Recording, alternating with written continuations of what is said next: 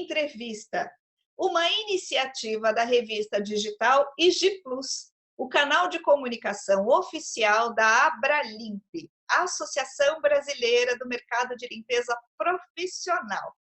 Seja bem-vindo ao nosso bate-papo, que hoje vai tocar num tema quentíssimo e que diz respeito ao estômago de todo mundo. Afinal de contas, a gente vai falar sobre a reabertura de bares e restaurantes. Em 4 de julho, o prefeito da cidade de São Paulo, Bruno Covas, assinou, junto a outras autoridades, os protocolos para a reabertura de bares, restaurantes e salões de beleza. Em especial, falaremos sobre os ambientes ligados ao food service, aos ambientes ligados à alimentação. Desde segunda-feira, dia 8, a cidade de São Paulo, a maior cidade da América Latina, vem convivendo com um processo de reabertura gradual desses ambientes. Para falar sobre o tema, sobre os protocolos e as iniciativas do setor, a gente recebe neste bate-papo Marco Amati, que é diretor adjunto da Abrazel, que é a Associação Brasileira do Segmento, Associação Brasileira de Bares e Restaurantes, seccional São Paulo. Também o nosso convidado é diretor da MAPA Consultoria e ele é membro profissional do FCSI, Food Service Consultant Society International. Marco, seja bem-vindo, venha conversar conosco sobre esse tema que muito nos interessa. Olá, Carla. Olá, toda a turma da Abralimp. É um prazer estar aqui conversando com vocês. Seja muito bem-vindo, Marco. A gente quer saber tudo sobre o tema, porque antes de protocolos e antes de iniciativas, a gente percebe que deveremos passar por uma grande mudança cultural. O que estávamos acostumados até a pré-pandemia vai mudar radicalmente. Aquela ida à cafeteria, para o nosso tradicional cafezinho, para bater papo, fechar negócio, uma consultoria, já não vai ser mais a mesma coisa. Então, a gente quer entender qual a importância dos protocolos, que inclusive as autoridades assinaram, para esse processo de reabertura de bares e restaurantes. Perfeito. Bom, o protocolo assinado no sábado, 11 horas da manhã, tardiamente, diga-se de passagem, ele acaba não beneficiando todos os formatos do food service. Você falou de um formato que particularmente foi injustiçado nesse protocolo, que são das cafeterias, já que elas têm seu horário da manhã totalmente sacrificado, se você pensar bem, porque é possível abrir por 6 horas o seu negócio e tem que ser fechado às 17 horas. Aproveitando, Marco, seria até interessante você falar sobre isso. O processo de reabertura, ele tem parênteses, ele tem restrições. É até válido você citar quais são. Então, assim, vamos falar da questão dos horários de funcionamento, como já colocamos, você pode funcionar 6 horas por dia, limitando o seu fechamento às 5 da tarde. Uma cafeteria que está querendo abrir às 7 da manhã, não vai, com 6 horas, ela vai fechar à 1 da tarde. Ela não vai ter o período da tarde, que é um período muito bom para se tomar café. Você sabe bem que você também gosta muito de café, que eu já sei. Então, as cafeterias, por exemplo, essas foram. Então, horário de funcionamento. A segunda questão que é muito importante é o distanciamento social, ou seja, você já teria que montar pequenas cafeterias, para citar um exemplo, são espaços normalmente pequenos. Então, você talvez tivesse apenas uma mesa, porque você tendo que deixar 2 metros de distanciamento entre uma mesa e outra, e 1,5 metro ainda em relação de um cliente para o outro, significa que uma cafeteria que tem lá 10, 12 metros quadrados ia atender 2, 3 pessoas no máximo, ou seja, inviabilizando o volume de pessoas a ser atendido. Isso também é aplicável para restaurantes em Sistema Quilo, restaurantes pequenos em várias regiões. Então, a questão do distanciamento social é o segundo item que deve ser colocado. Os protocolos, vamos chamar, específicos de evitar Covid, que seriam uso de máscaras, uso de luvas em algumas questões, enfim, essa questão das EPIs, que também foi colocado no protocolo, e talvez um quarto e basal assunto, que aqui nos traz, seriam os protocolos de limpeza, ou seja, seriam aqueles que exigem que você tenha limpeza e desinfecção constantes de superfícies, utensílios, equipamentos, higiene pessoal. Então, talvez a gente pudesse pensar nesses 4 protocolos. E também pensando no fluxo, eu também preciso falar sobre isso. Qual o fluxo? Os cuidados com os clientes e funcionários da empresa. Todos os funcionários têm que o quê? Passar por aferição de temperatura na entrada, onde você também deve dizer que até se ele tiver com 37,5, ele tem que ser afastado das funções, tem que fazer exames, enfim, tem aí um protocolo, vamos chamar um protocolo da Covid em si, que é o protocolo médico, que também se aplica à entrada dos clientes nos restaurantes, que tem que ter uma tirada de temperatura, está utilizando a máscara e higienizar as mãos com álcool gel. Então, eu diria que essas vertentes aí que fazem a base do protocolo de operação dos bares e restaurantes que foi assinado no fim de semana, com a reabertura na segunda. Eu só queria colocar uma coisa, só mais uma coisinha sobre o protocolo. Os protocolos, que é importante, eu também vou falar já sobre esse assunto. São várias outras questões, conforme a operação, merecem ser colocadas na discussão. Por exemplo, os bufês, segundo o protocolo, precisam ter alguém servindo essas pessoas, que é uma das dúvidas que mais aconteceram da associação. Então, não serve para todo mundo isso, quer dizer, porque são serviços. Então, o self-service deixa de ser self-service pelo protocolo. Alguém está servindo. Então, acho que aí eu termino uma visão geral do protocolo. Não, foi bastante interessante, porque você já adiantou alguns pontos, mas diante disso que você colocou, a gente vai fazer um resgate aqui para entender como é esse mercado.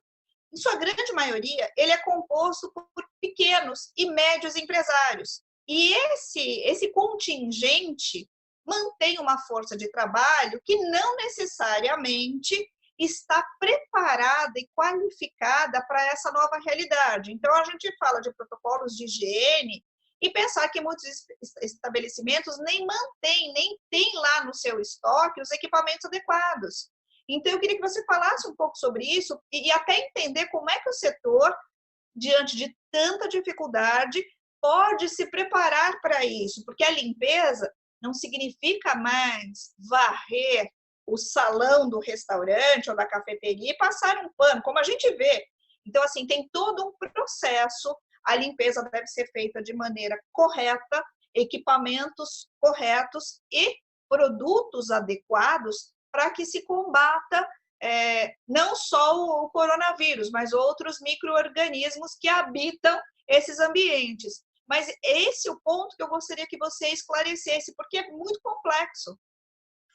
Eu diria para você que a gente tem uma espécie de divisor de águas. Se existe uma questão, eu não vejo nenhum lado positivo no que nós estamos passando, mas a gente deve tomar lições das coisas negativas. E como lição, eu acredito que eu aqui vou classificar estabelecimentos pequenos, muitos são responsáveis, muitos adotam tecnologia, muitos funcionam de forma adequada. E um outro tanto, não.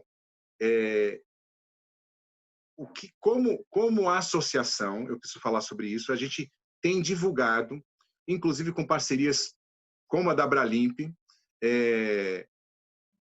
instruções para que se cumpra rotinas de limpeza e sanitização diárias e, por que não, horárias, enfim, tudo aquilo que cada operação necessita.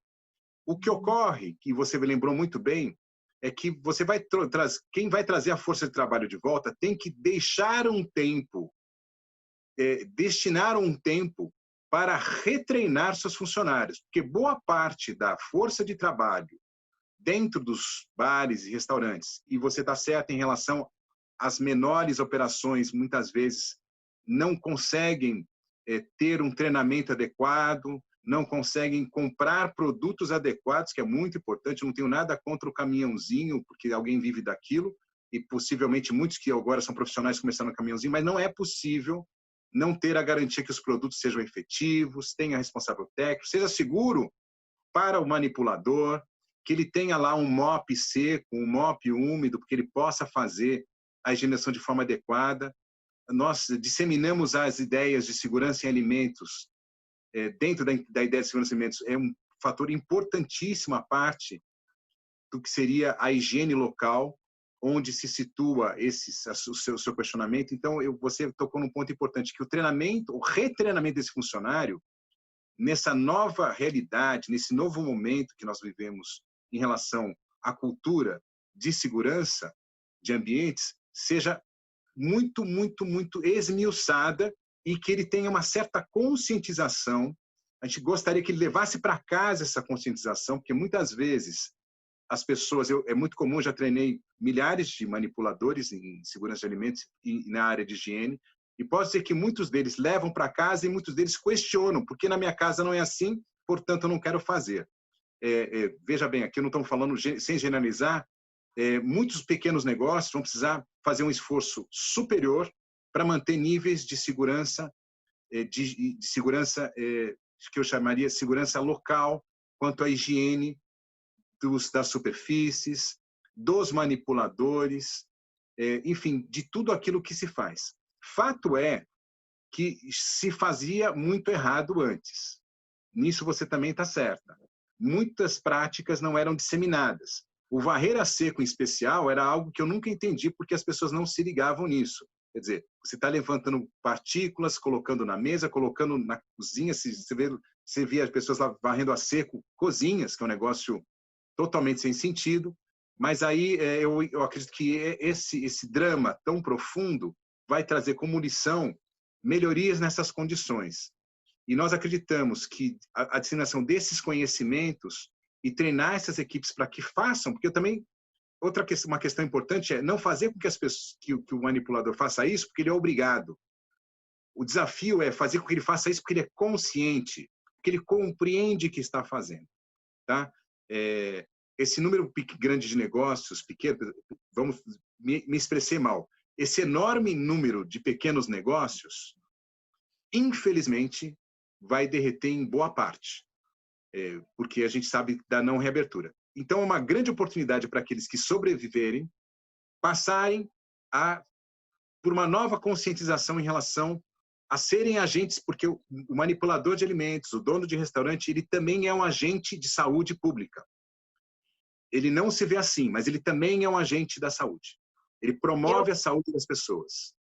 Eu vou emendar, então, a minha pergunta, diante disso que você respondeu, a uma outra pergunta bastante delicada também, que se subdivide em duas partes. A primeira, eu gostaria que você desse um recorte do setor agora, porque a gente foi para casa, fomos trabalhar em home office, existe uma infinidade de pequenos restaurantes, como você citou, self-service, que atende funcionários.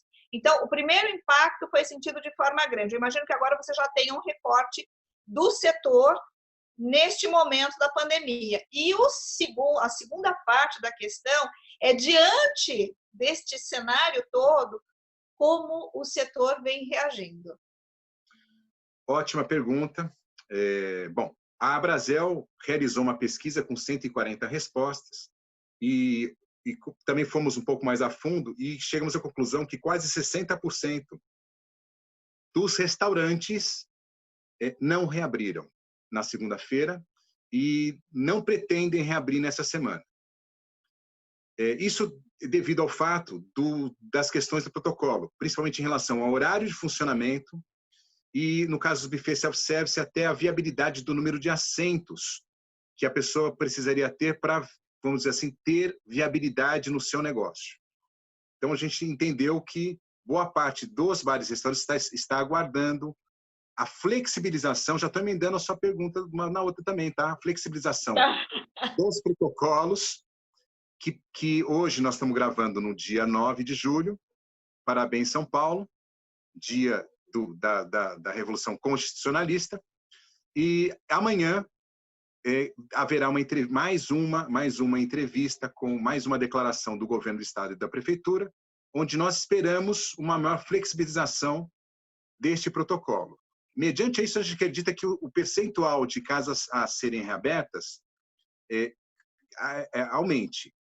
Se nós levarmos em conta o público de bares mais restaurantes, é possível que esse número bata 70% de não reabertura. Até porque, se o protocolo permite que você só abra até às 5, o bar não consegue nem chegar na happy hour, né?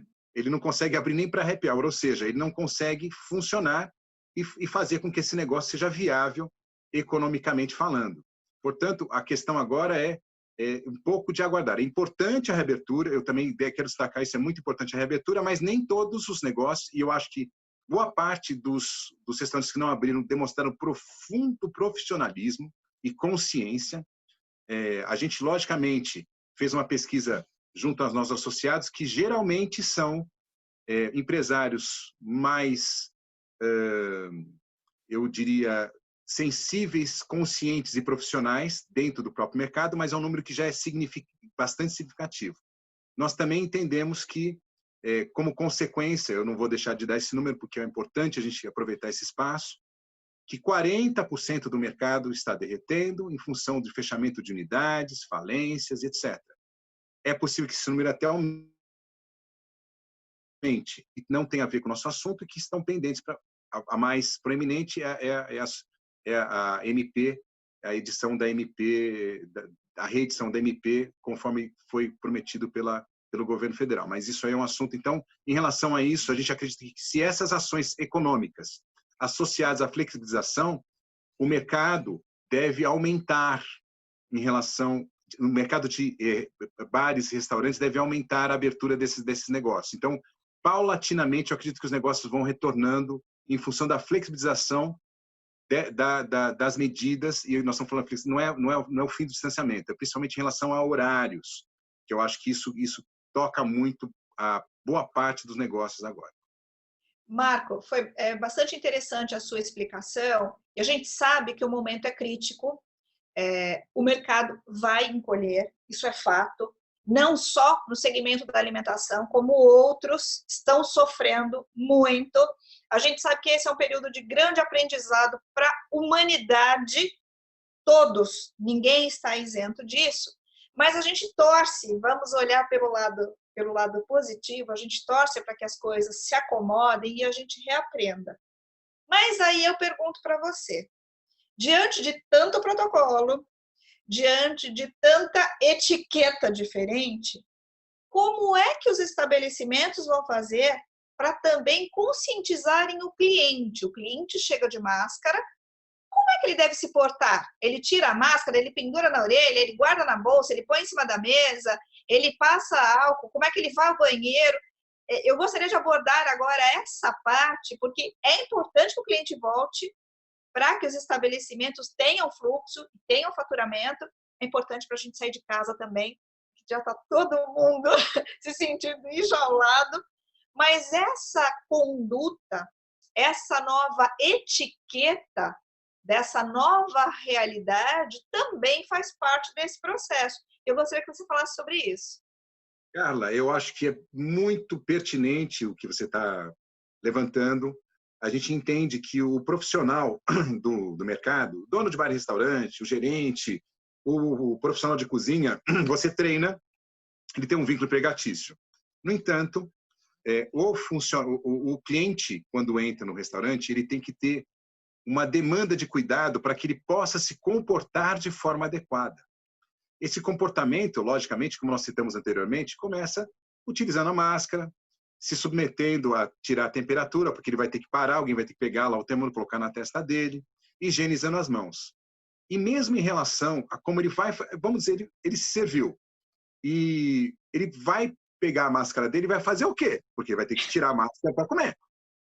Então, obviamente, se ele botar no queixo, na orelha, A face da máscara, que tem micro-organismo, que é o que tem contato com ele, vai ficar exposta, vai botar a mão. Então, o correto é ele retirar a máscara pelo elástico, dobrar no meio, e, se ele tiver um estojo profissional que algumas máscaras apresentam, ele colocar nele. Se não, ele pega um saquinho plástico, de preferência, que ele vai descartar depois. Ele deve carregar esse saquinho na sua bolsa, na sua pasta, no bolso, se for o caso, mas não deixar ela exposta durante o período de consumo. Até para que ela não caia no chão, até porque ela não atrapalhe na alimentação. Ela pendurada na orelha ou no queixo, a possibilidade de cair o molho de tomate na máscara, quando você compra um macarrão, por exemplo, cresce bastante. Então, apenas para dizer que os cuidados com a máscara também são importantes, como você citou de forma bastante interessante. E, em relação ao distanciamento, por exemplo, numa fila de pagar a conta, numa fila de buffet, que, por enquanto, na verdade, esse buffet, eu falei, está sendo servido, mas ele também tem um distanciamento. E na hora de ir ao banheiro, é muito importante tomar todos os cuidados também. Quer dizer, é lógico que muitos restaurantes instalaram torneiras automáticas que não tinham, abertura de portas sem utilização das mãos.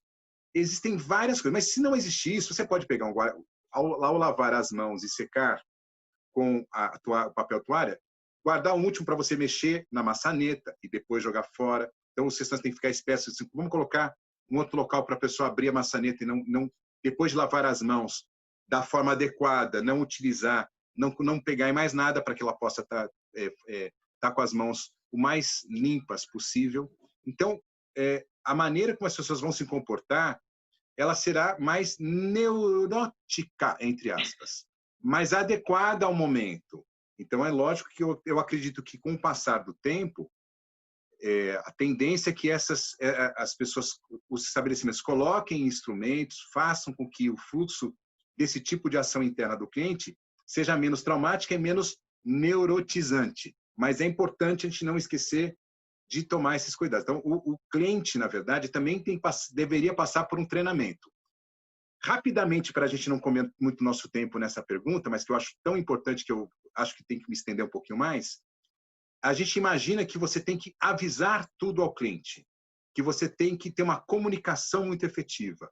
Você tem um cartaz na frente. Se você for uma marca que tem condição de fazer um pequeno guia para ele utilizar, que não for ofensivo, né? Porque tem um cliente cliente é algo muito complicado. A Abralimp, qualquer associação que lida com o cliente final, sabe que tem um cliente que sabe tudo. E quando você vai falar alguma coisa que precisa ser falado, ele fala, já sei, mas não cumpre. Então, lidar com o cliente sempre é delicado. Mas nesse momento, eu acho que ele está mais aberto para isso. Então, fazer pequenos guias, folhetos, que você, inclusive, aproveita isso como forma de marketing, é o que eu recomendo. Até vou falar que você já falou para mim, que alguém tem casas que estão falando assim, caso você, quero pegar seu contato, caso você acuse positivo você frequentou um restaurante, caso você acuse positivo para a Covid-19, queria que você nos avisasse. Você até cria um vínculo com o seu cliente de preocupação. Tem um lado sanitário e tem um lado de fidelização desse cliente. Pô, imagina, alguém está cuidando de mim. Então, pequenas ações como essa podem fidelizar a sua marca, podem fidelizar o negócio. Aqui não estamos falando diretamente para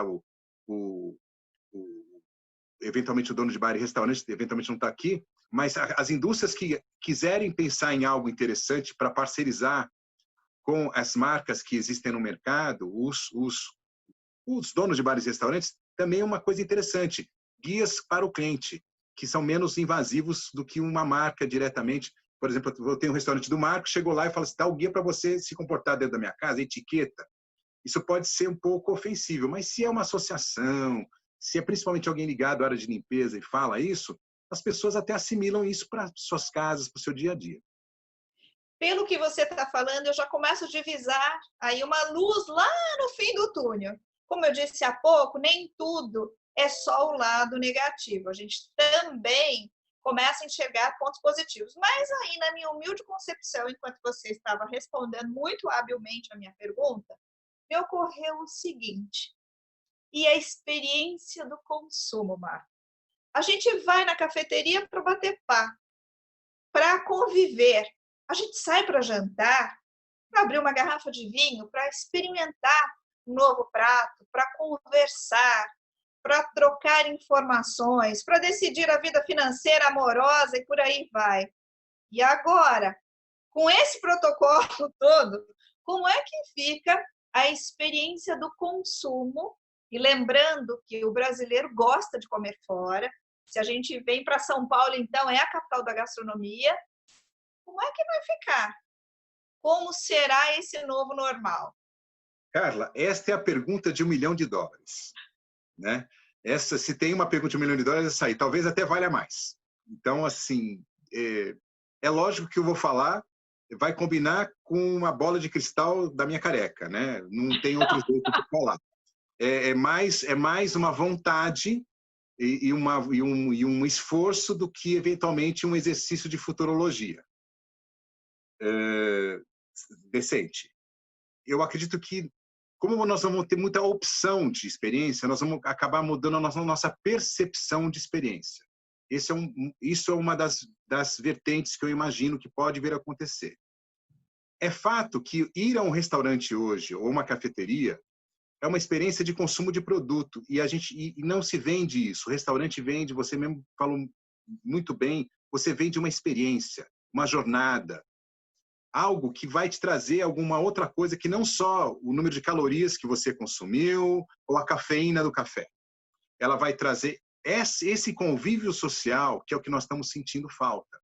Então, eu acredito que a gente vai se acostumar a esses protocolos e tentar aproveitar de forma efetiva os pequenos prazeres que forem dados passo a passo nessa flexibilização. Então, eu quero acreditar que a experiência em você ir a um restaurante, a um bar, ela vai ser afetada para sempre, mas, ao mesmo tempo, nós vamos conseguir, de alguma forma, aproveitar dessa liberdade de experiência que nos vai ser colocada daqui para frente. E também enxergo que daqui a 1 ou 2 anos, isso aqui eu acho que é inevitável, é possível que haja um certo relaxamento em algumas faixas de consumo. Mas isso é um assunto, acho que para uma outra entrevista, porque realmente, no momento eu vejo que a experiência, em geral, numa cafeteria, não é nada parecido, é uma experiência muito pobre, assim como os shopping centers, a alegria. Food service vem de alegria, vem de uma sensação de satisfação, vem de vitória, vem de coisas que estão inseridas. E muitas marcas estão se aproveitando no bom sentido, né? Eu cito aqui o Burger King. As campanhas americanas do Burger King que eu tenho acompanhado, de distanciamento, são muito interessantes, brincando com distanciamento. Então, acho que a gente também tem que começar a olhar esse negócio. Aí eu queria fazer esse balanço e dar uma dica para quem... Porque a gente não pode abrir com cara de hospital que está morrendo gente dentro. Nós temos que abrir com um funcionário, que é o outro lado do treinamento, brincando com a higienização. Existe um espaço para você... Eu sei que é horrível o que eu vou falar, e assim, talvez alguém mete palmas. Curtir um pouco e ver graça no momento. Que o momento econômico é tão complexo que a gente não consegue rir de nada. E quem sai, não quer chegar lá. Eu falei de uma experiência que eu tive indo no shopping center, que eu tô com vontade de ir numa missa de 7º dia agora, porque tá mais alegre do que eu vi no shopping center, entendeu? Tô louco, me convida uma missa de quando puder eu vou, que vai ser mais alegre no shopping center. De tão triste que é o ambiente. E ninguém quer um lugar para ficar deprimido. Então, acho que a gente vem de uma experiência positiva. Comemorar alguma coisa, realizamos alguma coisa, estou reencontrando um amigo, uma amiga, uma família. E isso nós temos que recuperar. Esse é o espírito que a gente não pode perder. Como gente da hospitalidade, que eu me encontro nessa mesma situação, embora eu não tenha restaurante há muitos anos, sou um profissional da área, e sempre falo assim, nós temos que trazer nossa equipe, que está mal remunerada agora, passando por perrengue, tem um monte de coisa, e ela poder sorrir novamente. Esse é o desafio da experiência. Marco, a sua resposta foi sensacional. Me deu até fome. Vontade de sair para comer uma coisa deliciosa, mas eu acho que essa sua colocação foi brilhante. Mesmo nos momentos de adversidade, a gente tem que enxergar que tudo é um grande aprendizado. E dessa lição, como você bem colocou, a maneira como a gente digere isso tudo, parafraseando alimentação, ela é muito importante, a resiliência. E aí, de forma muito resumida, eu queria só que você dissesse para a gente qual é a grande lição que o setor de alimentação tira disso tudo. Se profissionalizar cada vez mais, trabalhar mais em função do meio onde ele está, da comunidade. Por que não? Acho que uma das lições principais é o compartilhamento, é a solidariedade. Eu acho que parte do setor tinha esquecido essa função social importante que é dentro da alimentação fora do lar. Eu acho que é isso que nós temos que tirar desse aprendizado. Marco, eu agradeço você. Ficaria proseando aqui horas a fio essa conversa tão fácil, tão enriquecedora. Eu só posso te agradecer por compartilhar conosco, com a nossa audiência, essa conversa muito boa, essa conversa muito apetitosa sobre esse tema, que apesar de complexo, a gente espera que sim, tenha luz no fim do túnel, sim. E daqui a algum tempo eu vou conversar com você novamente, eu te convido para uma nova entrevista para a gente fazer um balanço disso tudo. Eu tenho certeza que a gente vai ter muita novidade. Eu te agradeço e seja muito bem-vindo sempre ao IG Plus Entrevista. Muito obrigado, Carla. Obrigado à equipe da Abralimp e fico muito feliz em contribuir. E até uma próxima, se Deus quiser. Muito obrigado. E para encerrar, eu agradeço, além do Marco, a sua audiência que está aí do outro lado, com fome de conhecimento, com uma frase de um político, jornalista e gastrônomo francês do século XVIII, Brillat Savarin. Diz-me o que comes, eu direi quem és. Assim, a gente encerra este episódio do IG Plus Entrevista, essa iniciativa muito bacana da revista digital IG Plus, que conta com o apoio dos nossos patrocinadores queridos, Alfa Tenan, InService e Sparta. Muito obrigada e até a próxima edição.